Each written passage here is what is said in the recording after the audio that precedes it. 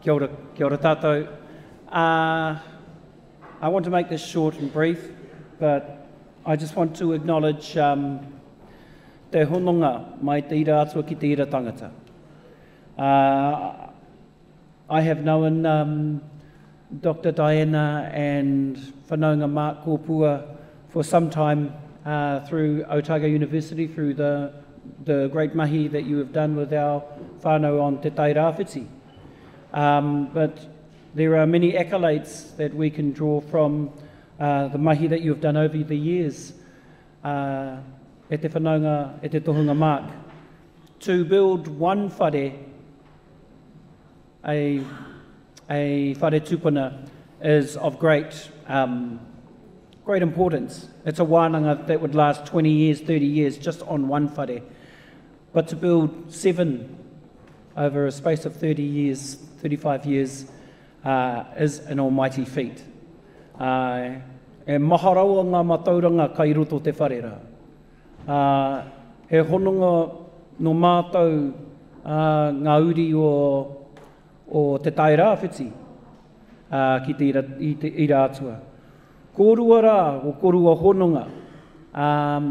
It is an embodiment, the work and the connection between the two of you, that heralds back to a time where our people, we took our models from our own atuatanga, from our own tupuna, and those were handed down. And I just want to acknowledge the importance that you've been doing in the mahi in Hauora, indigenising the pathways for Māori in Hauora, and to explicitly express to those who are making decisions how important it is to hear the voices of Māori, of whānau, and the power of whānau ora.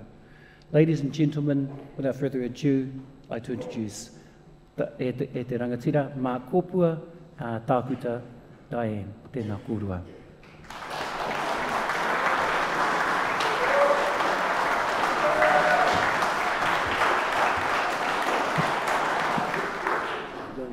Can you hear me? Yeah? Oh, Jules.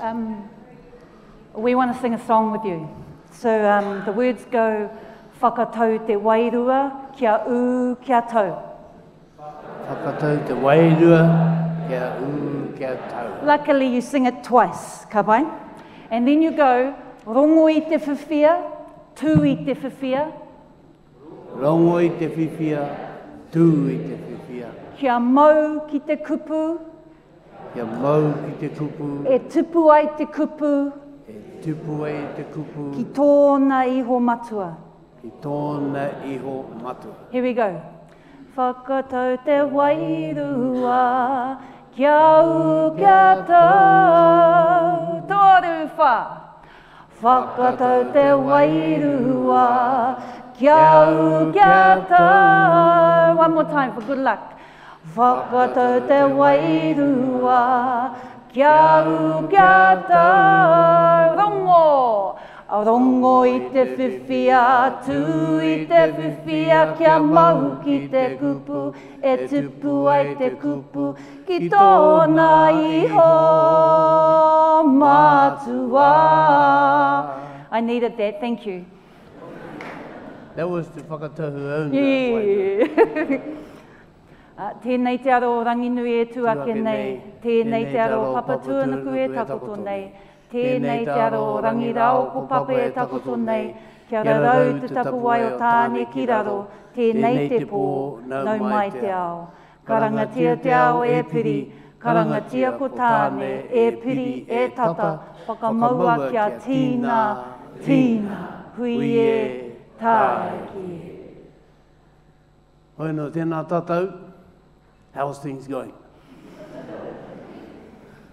My name, as you already know, because Toa has already said my name is Mark Kōpua, and I come from a little community that is very country cousin, very grassroots, and it's called Mangatuna. It's just north of Tolaga Bay, and for me it's the center of the world and my piece of heaven. My center of the world was tiki tiki, but as an urban Māori, like many of the stories told today, I grew up, fortunately, in Ngāti Toa space. And so I've known Taku for a while, and I've had these neighbourly grandparents from Ngāti Toa. Half the street was Mormon and half the street was Rastafarian, and I sat in the middle watching both. So as an urban Māori, home was always tiki tiki, and we would go back home, but I am an urban Māori and I had to learn all the things about being Māori, unlike Mark. Yeah, because where I grew up, I was raised by my mother's parents. I was adopted by them, and so I'm fortunate that I was raised with the i roto i te reo o tērā reanga, and also i roto i ngā kōrero o tērā reanga, because most of the people that came to our house were old people. And so I had to make cups of teas for everybody and be there just to be on call in case anything was needed. And of course you become privy to a lot of that kōrero and the reo that goes with it. So I'm very, very lucky in that regard. And of course that leads me into a very, very cultural life, which is my luck. I went to Mana College, avoided it, loved the piano in the music room, loved kapahaka, but didn't like academia. Teenage mum, quite self-centered, like it was all about me as a rangatahi. And I loved softball, I loved music, so got right into reggae, was in a 9-piece band with a whole bunch of hongoekaites and music. I loved music, but I could see that it wasn't that appreciated. And so I went into Whitireia Polytech, it was Parumuana Polytech at the time, and the nursing curricula, it was the first time that when I did the exam, that 20% of the exam was on cultural safety, but we also had the experience of our peers being quite racist about that and all that the curriculum entailed. So I went to med school, cut a long story short, went to med school to gain power, because what I noticed is that Mahi Atua was working inside the Māori Mental Health Service that was meant to be a kaupapa Māori service that would grow and flourish Māori ideology, and it was working, but every time you go into this team meeting, the doctor and the psychologist maintained their ideology, their power, and you were a nice little add-on, and it pissed me off. You know you can clap. Yeah. I'm the sharp edge of the suppression kōrero, and he's and I'm the groovy, smooth edge. And so, well, you know, I tell you what, because I grew up on the marae and things like that, I started my carving journey in, I think it was 1976 was when I kicked off learning how to carve and everything. And of course, progressively over the period of time, I moved straight into carving, and as time went by, I ended up carving 7 meeting houses. And then during that period of my career, I got sick of carving. I didn't get sick of carving meeting houses, I got sick of dealing with committees that were telling me how to do my job. And so during that time, I had a very close Italian friend who kept pestering at me to come on board with the Moko Renaissance and the Moko Reinstatement. If you're wondering what an Italian, who the Italian is, his name is Lardelli. And so he kept pestering me to get involved with them, and it was in the beginning of their stage. And I guess at the end of the day, what it meant for me is that although I went to the most prestigious college, Māori college in the country, to Te Aute College, I didn't go past any further than that in terms of the educational pursuits of mainstream. So I don't have, all I have is school cert Māori. there's no hard guessing with that. I have school cert Māori ka mutu I reira. And I don't care about having any other sort of qualifications or Pākehā qualifications. I worked at the University of Victoria for many, many years, and I never did one piece of paper there. And when I finally rang them back to Peter Ads and said, look, I wouldn't mind doing a real Māori course, he laughed at me. And he said, well, that's going to be very hard because your teachers are people you taught when you were here. So anyway, so I'm going on a little bit. I feel a bit like, well, should we just go next? Or am I meant to use this? Okay, yes, so let's go next. So what Diana and I have done after we met each other and so forth, and she said to me on the phone, I do this mahi atua thing, which at that particular time was an approach when you're working with whānau that look in distress. And she said, you know, atua Māori stuff, and she said to me, are you familiar at all with atua Māori stuff? And I had a little bit of a quiet giggle off the phone, and I said, yeah, I know something about this atua Māori. Like that, and so then we got together, and we started to go on this journey to create and build on what she already had, what was called mahi atua, even at that time in the mid-90s. And then by the time, of course, around 2014, we went back to Gisborne and we kicked off this program under this, oh, it was there before, under the name of Te Kura Huna Limited. So we're both directors of Te Kura Huna Limited, where it's the whare wānanga that looks after Māori approaches. Māori indigeneity, all those pūrākau atua, pūrākau tipuna, whakapapa atua, and oranga whakapapa. So it's a wānanga that fosters those indigenous ways of seeing the world that we live in. And as we can see here, this is a piece of art that's been done by one of our close artist friends, and it's based on the very, very first story that we share about atua being stuck in a close confined space, which is where the kaupapa o te a, the concept of tapu comes from, I noho tatapu ngā atua.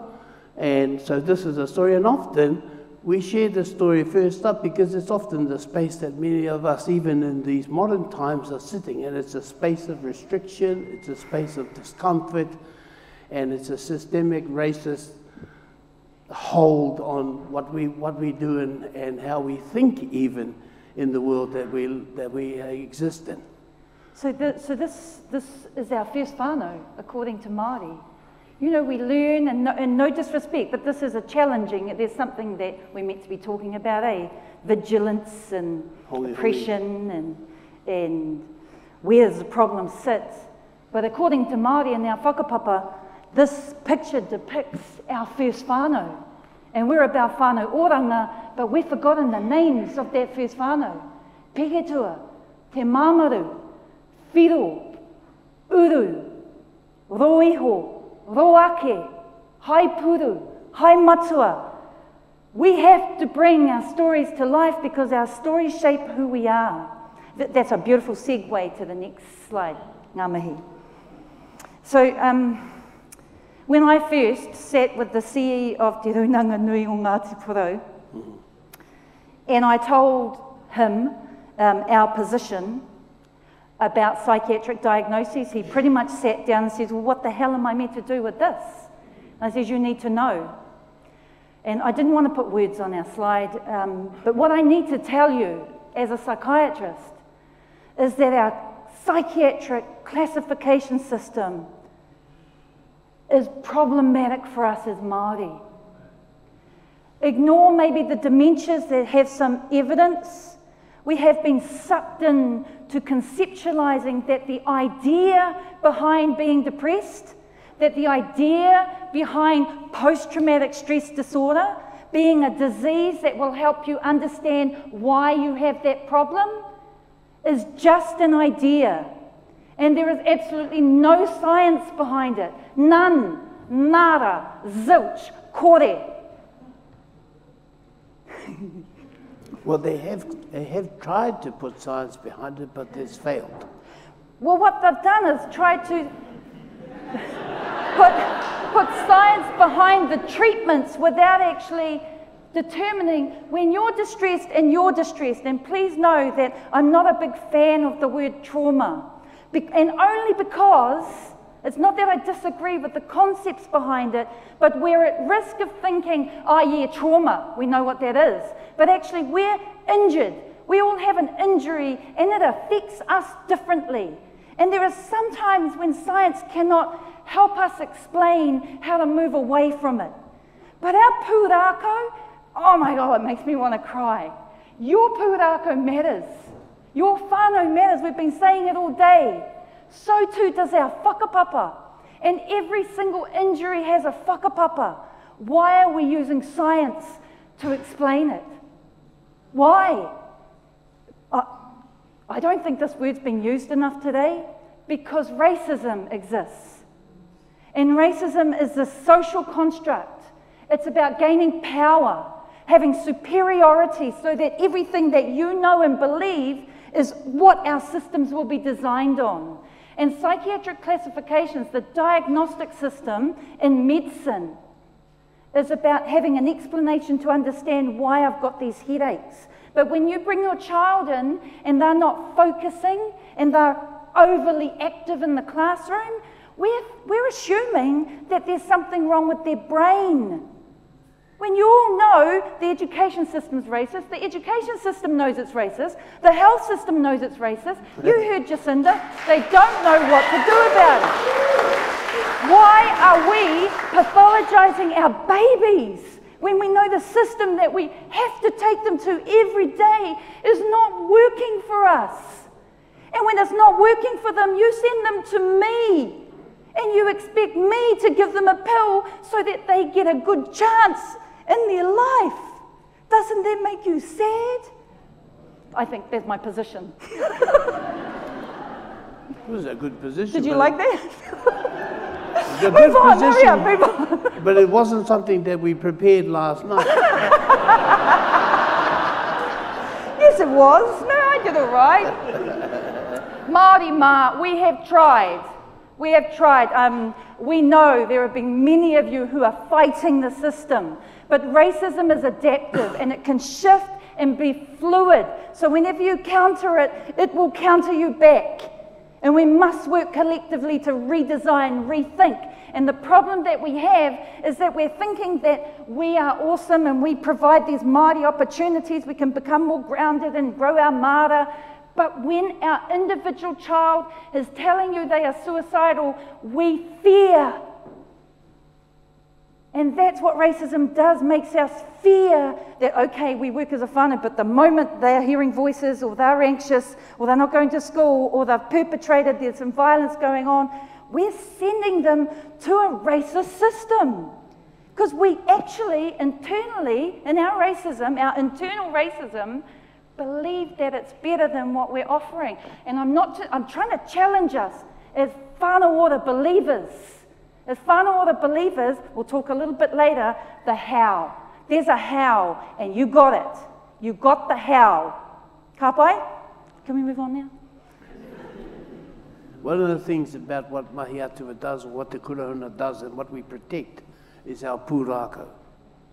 And our pūrākau, like the very first picture with the very heavy dark blue picture there, contain those codes for us to be able to look at our existence, because they are mirrors of our own stories.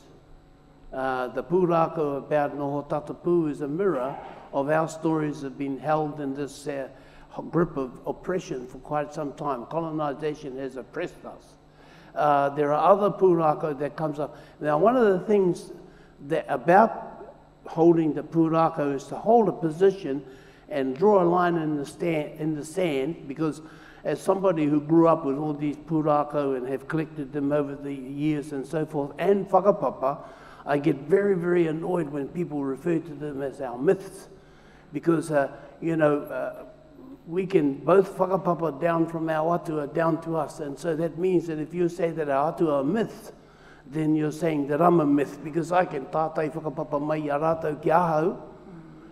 So I get annoyed with that, because you invalidate me. And it's kia mohe e tātou kia ruau moko, te raunga te peke pōtiki, peke poho, o ngā atua, ka mara matunu tātou ki te rū o te whenua, ki te pahu o te ahi, e rā ahuatanga katoa, me te mau o te moko ki rungi a tātou. So, those are real things. Those are our connecting things. And so that's why pūrākau for us is not only our trademark, but it's our liberator. It liberates us from this this grip that the classification system has over mental health and over our own well-being, our mental well-being. It liberates us from that. And just going into the idea of moko, every time I do, and someone just asked me out there today, how many moko kauai have you done? And I said, well, I really lost count after 350 of them. I just didn't want to count anymore. And so, but the thing is that for most of those women, when I complete them, and this is about being connected to your Māoritanga, which is what whānau ora does for us. It allows us to go back to a stage and a time and a period before colonisation arrived here and think seriously about how did our tipuna look after these situations before psychiatry came along, before these housing problems and fences, especially fences, to segregate us from each other. How did our tipuna cope with things before? So now we use Pūrākau to reconnect ourselves with our atua, as Diana has started to name quite a few of them. And I was quite impressed with some of the names that she remembered in there. And of course, going back to what I was saying about when I mowed, the majority of the women, especially that I see when I finish doing their moko kauai, and they sit up. And my poor mother, I made her wait for 18 years before I gave her her moko kauai. But the thing that the word that comes to my mind at very time when they sit up after I've completed them is freedom. They've been set free, they've been liberated because of that connection back to Rua Moko, that whakapapa connection. And so whānau ora for me anyway, it allows us to go step back into our own paradigm, our own way that we understand the world. And whānau, if I can, this is just my personal perspective, that if we enter into the world of our atua, we're entering into understanding the tree that grows outside and the leaf that grows on the tree and the grass under which the tree that grows and the clouds that fly through the sky and the birds that are up there in those nests. All those things are our atua Māori. We also learn that atua Māori is the aggression that we hold here, the love that we hold here, the hesitation that we have, the fear that we have, the anxiety that we hold, all those emotions and other things, those are our atua Māori. Next slide, thanks. This is a picture that depicts Tāne Te Wānanga. You know, one of the baskets represents, so this whole story is the epistemology of Māori, Mātauranga Māori. It's in this story. That whole going up to get those 3 baskets and the Mauri stones is where our knowing comes from. And one of the baskets is that knowledge that's unseen, spiritual, maybe forgotten, oppressed, not happened yet. One of the baskets is the knowledge of the things that we know, things that are seen. The third basket is of the rituals and the ceremonies that help us make sense of the seen and unseen. And in this story, there's a whole lot of preparation and there's a whole lot of activity that helps us clear for our journey ahead and then cleanse and review and reflect. And our maramataka helps us know when we do that. But what I want to do is show you a bit of the how, but before I do that, I want to show off about some statistics. So, next slide. So, Te Herenga Matua, when I was the head of department in the Tairāwhiti, well, I really did piss a lot of people off. And when you're pioneering something and you're being unapologetic about Mātauranga Māori, you will get a whole lot of fearful practitioners because it's not a comfortable space for them. They spent years training with their knowledge and now you're telling them that it's not what everyone needs. But the problem with clinicians is that we've become robots. And although we don't believe in medicating, if someone comes to me and they haven't slept for 5 days and they're smearing feces over the wall, the first thing the nurse wants to say is, what about a little bit of quetiapine, just for tonight? But it's not reviewed for another bloody 15 years. And that person wants another pill and another pill. And what happens is that those people who are on this sedative, major tranquilizers, are more than 20 years likely, no, hang on, let me say that again. Your life expectancy is 20 years less. And add that onto our already shortened life expectancy. But you don't know that. You don't know that. No one tells you that. You think that it's a treatment. It's not a treatment, it's a sedative. It shrinks your brain. It increases your chance of heart problems, of metabolic problems. It is not good for us. Yes, we all break. Believe it or not, no one's immune. We all break. So Te Herenga Matua rolled out from a parenting and pregnancy service up in Auckland, and they wanted to then roll it out because it was really working. They wanted to roll it out in the Tairawhiti in Northland and Hawke's Bay. But the head of department in the Tairawhiti was Māori, who was, you remember I went to med school to get the power to engage mātauranga Māori unapologetically. And I said, if you want to reach hapu mamas with addiction problems and their whānau with children up to the age of 3, you can't do it your way. You have to do it with a mātauranga Māori lens. So Mahi Atua was the framework. It was led by our iwi. It was a difficult relationship, but never mind. We said knives in my back. Because up the coast we hadn't been openly talking about racism. And I had been trained with Te Ora, with Pāpārangi Ree, with David Tipanelis. They are my gurus, they are my teachers. And we talk about it openly, and I get to the coast and no one's heard of it. And when I mention it, they talk about reverse racism. It's like, what the hell? So anyway, so we put it in our service specs. We also said that it was really vital that we use Mahi Atua because we had a framework. Next slide, please. This is a draft. I haven't been able to get a hold of the main one, but this is a statistic. This is about service exits. And these are for Jacinda said, how do we get those people that don't come to us? Well, who wants to go to a health system that kills us off 20 years earlier? Like, they're spending lots of money to try and understand the DNAs. Like, wake up. No one wants to go to a racist system where we are not acknowledged for being all that we can be and all that we are, right? So, what we found is that 55% of the whānau, their treatment was completed, whatever treatment means, their support, their tautoko. Treatment's a little bit of a stink word. But anyway, 55% as opposed to Hawke's Bay and Northland that were forced into a real clinical program. Ka pai? Next slide.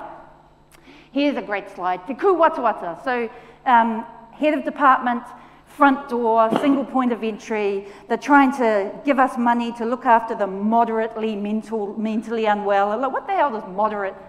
What does mild, moderate, and severe, primary and secondary even mean? They're not our constructs. They're not ours, but that's how we're funded, right? So I thought, okay, well, I'll take it and do it our way because I'm head of department. I've got this power. So this is what we did.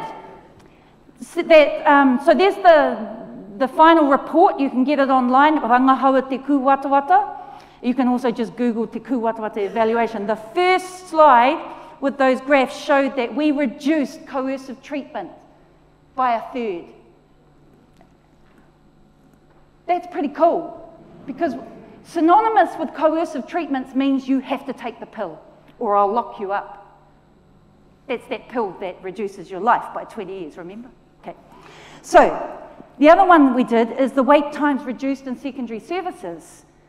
We saw people, about 83% of people within 3 weeks. We saw 96% of people within 6 weeks.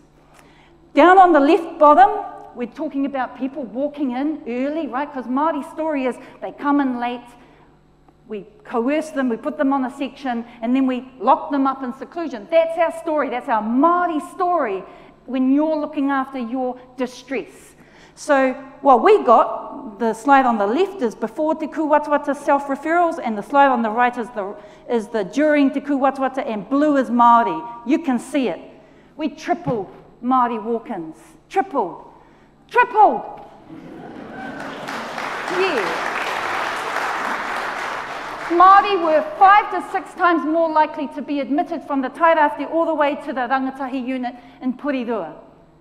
We reduced that to 2 times more likely. We also reduced youth admissions by 56%. Pretty cool, eh? And then it got ugly. We had the PHOs not believing they were racism. It was interesting because the Waitangi Tribunal was happening at the same time. So when I would have conversations with Pinnacles When I had that conversation with that PHO, they would deny that they were racist. They took it personally. So when we had this, there were a whole lot of knives coming, not just in the back and the side and the front, on the top. They were coming in from everywhere. And I realized that my reputation needed to be okay if we were going to scale this up. And so I left. We got the Prime Minister's funding. They got the funding. It's no longer Te Kuwatuata. It's no longer Mahi Atua. But I'm okay with that. Because from what I understand, there's still this front door that promotes Mātauranga Māori. So we forged a change. You sort of forge a change and it goes back, but it didn't go completely back. So we're really proud of that. Next slide, thanks. This is the work that I want to tell you about. Te Korowai Hauora o Hauraki, 3 weeks before lockdown, and they wanted us to come and socialise. They had no money from anywhere, but Rihanna Manuel, amazing CE for an iwi hauora service, she got us in. We were meant to slowly socialise it, and then lockdown happened, so we completely transformed their whole mental health and addiction service in 2 weeks and made it Te Kuwatuata ki Hauraki. And man, some of those practitioners had to shift. And they did. Some shifted away, out, left. And you need good leadership, because once people start leaving, scared leaders start thinking, oh, hang on, maybe we should do things differently. Not this leader. She was amazing. She has a whānau ora team, and we thought, how can whānau ora help? And whānau ora, get this. Most of you, when you're in distress and you think, oh, I need to go to counselling, I might need to talk about my relationship because he's just not listening to me and I feel really depressed about that. And so you think, oh, the GP will refer you to individual counselling. Well, the whānau ora team in Te Korowai Hauora o Hauraki helped Te Kuwatuata, because if you, my friend, have a problem, we go, yep, we have an ue, like a group that work together, and the ue are at least 2 people, because we've all got blind spots. My ue mate will look out for my blind spots when I'm working with the whānau. But we went one up on that. The whānau ora team there, we will say to you, oh, well, you could have that ue, but there's also the whānau ora team that run Mahi Atua Wānanga. You don't need to talk about your problem. I tell you what, we do not need you to talk about your problem for you to shift your perspective. Right? If you are whānau ora tūturu, you know that the whānau have their resources. So why are you acting like there's a problem with them? Because I can guarantee you there's nothing wrong with their brains. And if we understand that racism disconnected us from our story, shouldn't we be trying to reconnect them with the story and then conceptualize and contextualize how that applies to me? Right? Look at this. I'm so excited. We just got this yesterday. I'm so excited. So let me just explain it. We came in April the 1st. And here's I think those dates are wrong. So we started in April. And if you look at that, the blue is last year, a year before we did Te Kuwatuata. And then the yellow and red is with Te Kuwatuata. The red is the Māori. The dark blue and the blue one is Māori from before we came along. Look at March. 61% of our referrals are Māori. You talk to me about Māori not coming in early and not caring about their oranga. Like, set up your system so they want to bloody come in and that you value them. I'm preaching to the converted, but what I do want to say to you is you have the skills as a whānau ora collective to be able to take mental health, turn it upside down on its ass, and nail this. Come on. So how? Oh, so we have the evidence. I'm just letting you know, we have the evidence. The ministry has not knocked on our door once. Next slide. Hang on, what? It gets me angry. Doesn't it get you angry? Now, one of the things about the Mahi Atua is that we have really basic but very, very solid principles. And these are the 3 main principles. Well, they're the only 3 principles that we have. And the first one is to indigenize the spaces that you occupy. Because one way to deconstruct racism and oppression is to indigenize your space. Sometimes we want to just pull all that apart before we set something up, but never mind pulling it apart. The setting up of an indigenous way of thinking will suddenly cast a shadow over the top of that, and it will become unimportant. And so indigenizing your space, we got whakamaori tia, and we took it out of the karakia that both Diana and I did at the beginning, and there's a line there that says, tēnei te pō no mai te ao, and kia tātou tunu ka marama. This is us in this dark space, that very first picture of the very first family in a dark space. Ka harapara pahaere ratu for this light. There's that light at the end of the dark tunnel. And so tēnei te pō, I'm in the darkness shifting towards the light. And in this sense here, to indigenize whatever it is, internally, externally, but to indigenize as much as you can your behaviors, your surroundings and your environment, and the way that you talk and the way that you think, can I add this as a koha? And it's not to pick on the individual, but really put some deliberate work into some of our pronunciation. Kei te rongo tonu au I te kupu tānei. And you know, he kawa tēnā whakahua ki aku taringa, ko te tānei. And it's not to whakaiti tēnā wahine o koutou e pērana, but it is a koha ki a koe, whakamahia tō reo, te mita, te whakahua tika o ngā kupu, ka pai. So that's indigenizing your space. There's a little bit of the third principle too. Yes, that's right. Challenges. So that's our first principle. Tēnei te pō no mai te ao. Kia kahatunu tātou to indigenize our spaces. Ka pai? And it's a solid principle to build a foundation on in the mahi that we do, in the way that we live, because Mahi Atua was at one time a model and an approach and all those, a framework of how to deal with people in distress, and now it is a way of being. And it's based on these principles. The second principle comes out of the last karakia that you'll hear from her and I today, and it's a karakia whakakapi, but it also talks about how the tohunga often is in a situation and often wants to put themselves in a situation where they are the student. And that it is the student that stimulates the student tanga I roto I te tohunga. That's a new word for you. Student tanga.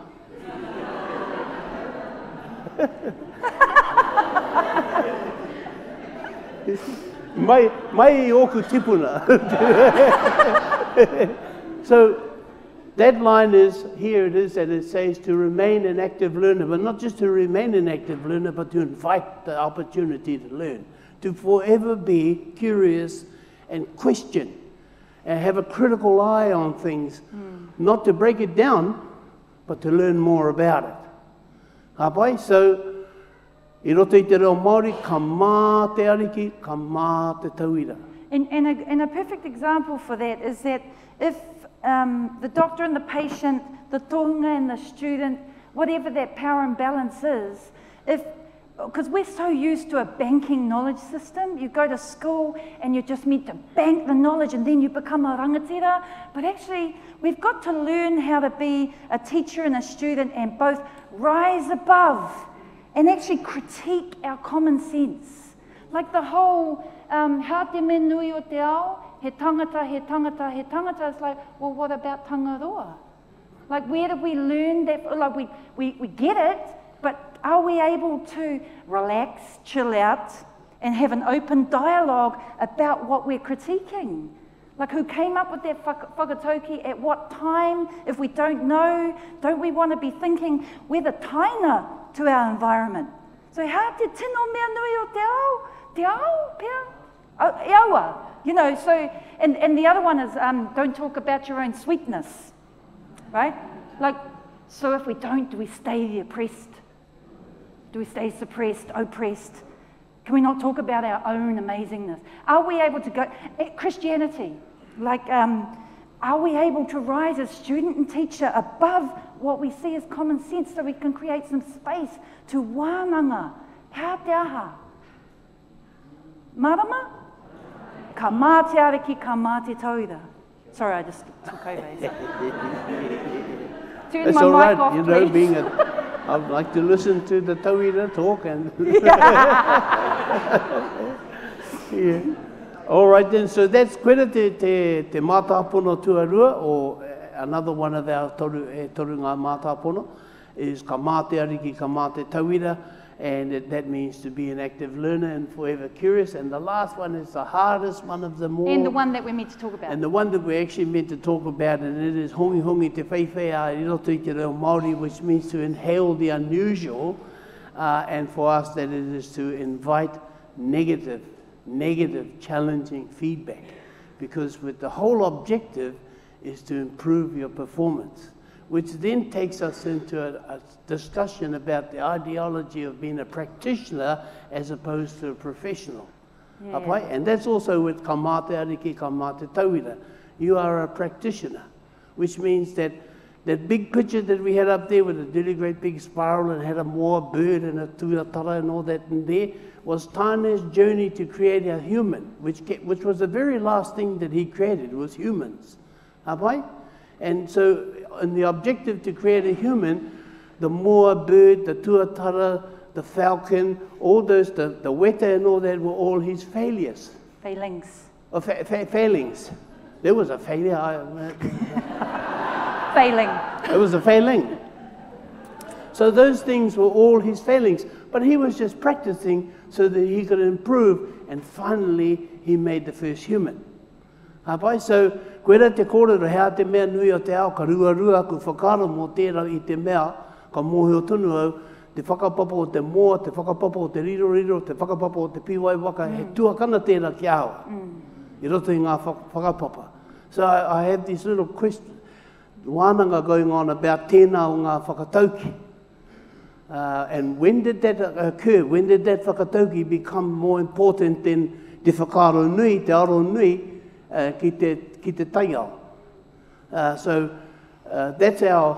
Those are the challenging things and discussions about hongi hongi te whaiwhai, which is to engage negative feedback, or to engage feedback that challenges the way that you think and the way that you've settled and are comfortable in. Because often when you're no longer experiencing discomfort, it means you're no longer learning. Next slide, thanks.